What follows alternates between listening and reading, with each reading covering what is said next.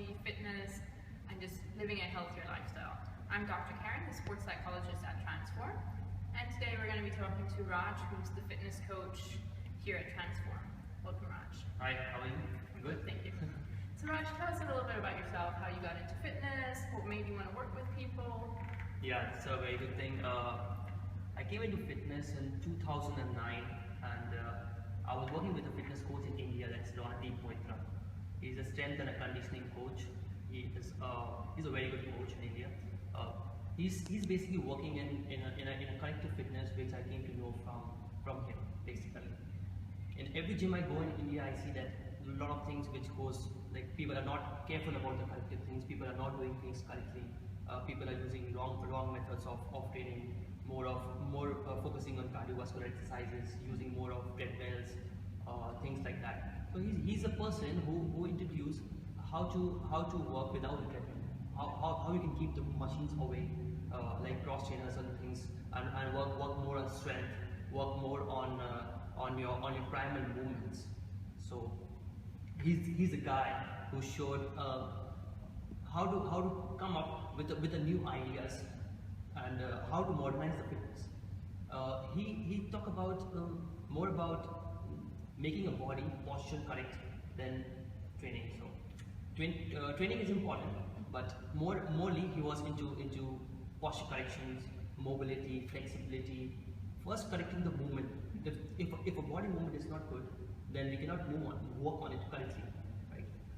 Thinking about flexibility, thinking about strength, thinking about power, stability, everything is next. But what comes first is the mobility, and this gave me a good image towards him, and I was being pulled by him. So thinking about that, yeah, this is the right way I can help people. I can make a good lifestyle. I can change habits of people in India. After that, I started working with a lot of national players like cricket teams, the soccer teams, the golfers. Slowly graduating in 2011, I started working with Royal Calcutta Golf Club, where I met with a lot of the national Indian golfers. One of them was SSP, he's a very good friend of mine. So we work together, and when we are working with golfers, it's very important to maintain a level of fitness with them, because it's a very high tech thing. So more of work on stability, more work on body movement was more than everything. So you said that you're focused more on strength and less on the cardio. Why is it more important to focus on strength and less on cardio? Both are equally same, okay. But the concept, what I mean to say was, how can we do something better, okay, by doing strengthening program, okay, and how can strength put a force over the cardio exercises. Okay. So when somebody is doing only cardio, they are burning a lot of fat. Yeah. They think that way, but at the same time they also burning something called muscle in the body. So, okay, so they don't. So they have to train a way where they can get the muscle, build up the muscle, and they burn the fat as well. Okay. So when we focus on more of strengthening exercise, we make a program, a design in that way where they build a lot of where they burn a lot of fat and they gain muscle as well. Okay. And it's good if you can build muscle. It's very good. Yeah. So what made you decide to come work in Dubai and Transform? Yeah, it was a good opportunity for me to work here. Over here, this is the international ground where I'm working right now. I'm working with clients. I've got a very good response from a lot of my tennis kids over here. I got a good client base from all corporates companies over here. So the thing which forced me to come here was just to take one step ahead, just to go international, and just to say that, okay, we are also teaching something which is better and good, like a collective form of exercises. As I said before, that we are mostly into collective forms of exercises. So I think that when we come to Dubai, so people over here also understand that how important, when we choose anything, we choose the bestest thing. Like when we go to a mall, we choose the best clothes. We see Gucci, we see Dolce & Gabbana, but when it comes to fitness, nobody cares about it. They just go to anywhere. They just go to any of the fitness studio without thinking that who is going to train there, and they just pick up things over there and it's just starting to do something with. So I think that when you choose fitness, we have to be very conscious about things, and this is the reason I came here, so that we can just enhance ourselves, we can just flourish ourselves more. Like now we have more than 6 places in Kolkata where we are teaching this from north, south, east, west. So we are trying to conquer this part and just taking one place ahead. So Dubai was a good place to work, and I'm really enjoying it. So walk us a bit more through what you do with a client. So let's say you get a new client. What are the things you look at? How do you assess the client? How do you write a program for the client? What are some of the things you look at? Yeah, the very first thing when I meet with the client is I first focus on the posture. I see how the posture is. Then the second thing is the mobility and the flexibility. We start with the dynamic warm up, and it's a combination of a lot of mobility exercise that we teach. After that, I see that what are the muscle imbalance. That's the most important thing, because when we are training somebody, when we are writing a program, the muscle imbalance is the most important thing. Some of the people have knee abductions, so some of the people have neck forward position, some have swap away back, and some have rounded upper back. So these things have to be kept in mind every time I am making a program for someone. Next thing, I have to see the goal of a client. What is the most important thing that the client requires? For example, if a tennis girls come to me, a tennis athlete come to me, I have to see that what are the things I have to plan in a program where she can get most of the thing from me. So like a lot of drills, activities, teaching the primal movements like pulling, pushing, how to squat. If somebody can squat properly, if you can sit in a squatting position like this properly, that means your whole body is in a correct form. But somebody who cannot squat, who is just going inward, adaptive position, who is rounded from the back, who's tight from the hip, we cannot proceed to the next level. So first thing is to just correct the body part, and in that we include a lot of mobility and flexibility programs. Like first thing that comes with hip flexions, hamstring stretch, back stretch, and a lot of things. So in this way we do it. Yes. How do you feel comparing Dubai and India? How do you feel? What are some of the challenges you faced here in Dubai when working with clients, being that they're more international, that they've grown up with, in India you mainly work, I'm guessing, with Indians, so it's one certain culture. Here you're kind of working with people from all over the world. What kind of challenges have you faced? Yeah, it's a very amazing place, and people have different as we go geographically different places, people have different challenges that comes up. So I'm also learning that. That's a very good thing that we are pushing this thing. So the thing is, over here people have a lot of time management problems. because so the people cannot manage the time because they are too busy with the work. They wake up early in the morning, they go for work, and then they drive to back home, and then it's a very difficult schedule for them. So yes, the time management is a very big problem. Second problem is the diet. The diet is a very big problem over here because they don't get the healthy food. They just go to any of the supermarket, which in India is more comfortable because they have maids at home. Over here, it's a problem of that. So they just go to any of the supermarket. They just take more of carbohydrate. Nutrition is still lacking. Time for work. Time for training. Yeah. So when they are training, they don't see the time. Basically, you have to train in the morning. So this is a challenge from the client that they can work out in the morning, or they work out in the evening. So this become one of the challenges that I've been seeing here.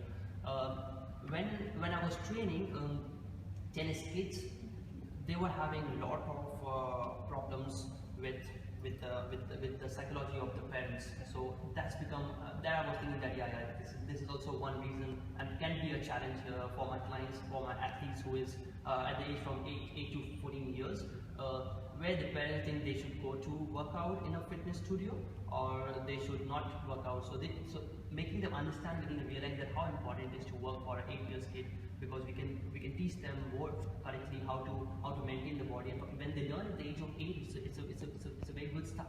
So at the age of when they reach 11 and 12, they are really very strong. So than other kids, and they can go just more faster.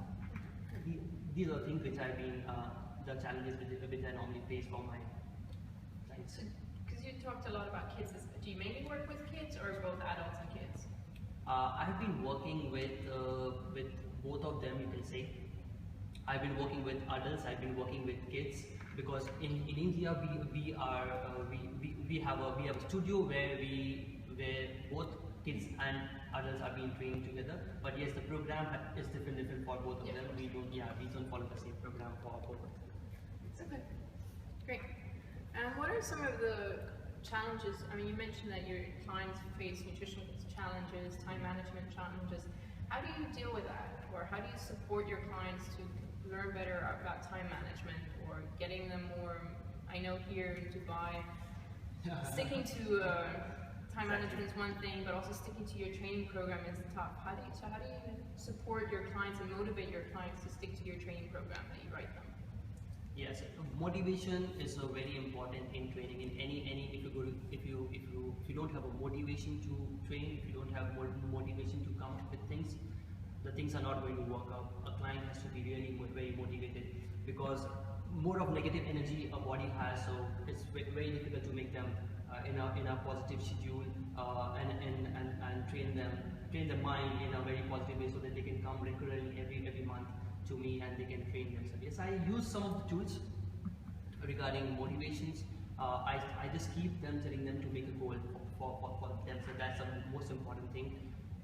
When they wake up in the morning, if they have a written goal, that works for me very good. If anybody wants to try this, if you can write down your goal in front of your desk or something, where you wake up and you see the goal, that's the best way to motivate yourself. In the morning when I wake up, when I see, okay, this is my goal, I need to achieve it, and I have this time period, so I'm going to get it. The next thing is always time yourself. If you don't time yourself, then you're not going to get it. Probably 8 weeks, 12 weeks, 15 weeks, you have to see the result in yourself. You have to be more motivated every time you look at yourself. So when you time yourself for the period of 8 weeks, probably 12 weeks, whatever it is, you have to get it. So that's become a motivation for a client. This is my second thing, which I tell all my clients. The third thing is about how do you how the bad things can be taken off from the mind. So every time when you're sleeping, because every time we are sleeping, the negative things comes to the mind, and we become demotivated. But we just need to take off the bad things from the mind, and we have to be more motivated, more. My clients, when they are here, they don't feel like to work out. So the day they say me that I'm feeling very lazy, I'm not able to push myself, and I'm not able to give my 100%. That's the day I need to push them really hard. So if I say okay, leave it, we can't train today, that's not going to help me. So being motivated is challenging the mental skill, mental toughness more, and I have to train them that day. So I have to say, yes, you have to train today. You have to be hard on yourself. So that's the way we can be more tough on the clients, and they can be more motivated regarding this. All right, good. Anything else you want to add that you think is important for the audience to know about what it is you do? Things like regarding the fitness, you want to anything, whatever you find is important. Yeah, I just want to say that every time you are choosing something like fitness, you need to be very careful. You have to choose the right thing. You have to know the right things about fitness, and you have to choose a place where you can teach and get something from them really very good. You can't just go to somewhere and train yourself. And you need to find out the trainers who are really very good, because this Transform is a very good place where we have a lot of things and good trainers over here. So it's a really very good thing. Any questions you have for me that you think things your clients struggle with, that you, from a mental aspect, that you think you would like to ask me, so I can let some of the audience know about? Yeah, the mental toughness. Yes, the question is how we can create a mental toughness more on my client, because the client really face the struggling times. Some of my clients are not aware of the diet plans, and they're not eating correctly, and they cannot push themselves too hard. So the question for you is how can we create the mental toughness in the mind of the people? Right, so mental toughness deals with being resilient to whatever is thrown at you, so finding ways to overcome different hurdles. So, for example, being able to stick to nutrition plan and resisting the temptation of the chocolate bar or the extra bowl of rice or whatever it is. So, learning. So, like you said, goal setting is really important, but it's also why is it important for you to start training. So find something internal, a reason why you want to do this. So losing weight, why do you want to lose weight? What's important about it? Is it if you focus on just looking good, that's not enough of an internal reason to push yourself. So like you said, have that goal written on your window mirror, but make sure the goal is very specific. So just saying I want to lose weight is not specific enough.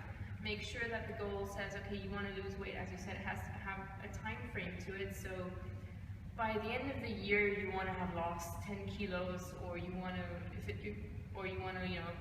go weigh a certain amount, go back to being 60 kilos, or fit in a certain dress. And find out why. Is it for health reasons? And health reasons are usually a better motivator than wanting to look good. So these are things, if you know why you want to do it and why it's important to you, then you will be able to push through the tough times. And what I do as well is I use imagery and self-talk. So using imagery is seeing themselves achieving that goal. So if they want to lose weight, seeing themselves, look at an old picture of how they, when they were skinnier or fitter, and visualizing themselves at that goals, or for tennis players, seeing themselves go play at Wimbledon or whatever their goal is, wherever they want to go. But also, like you've mentioned, a lot of the negative talk and trying to overcome that, because our mind is the strongest tool. We can do whatever we set our mind to. So really learning to control the conversations you have with yourself in your head, making sure they're more positive. So there are different tools that they can use when they come see me that we can work through on how to control the negative thoughts, so how to stop them and then how to replace them with positive thought. So whenever something comes in, so when they, like you said, when they're demotivated or tired and don't want to train, they have you to push them, but they also need to learn how to, the only person that can really push them is themselves, because they're the only ones that really know how far they can go. Exactly. Yeah. You know by watching them train, but you might not be pushing them as far as they might actually be able to go. Because again, it's all in the head. If the mind sets themselves they want to do it, then they can do it. And that's how they have to just basically go in there going, okay, yes, I'm tired, but you know what? A workout is better than no workout. So let me make this the best workout I have ever made. All right? Any questions? That's all. All right, great.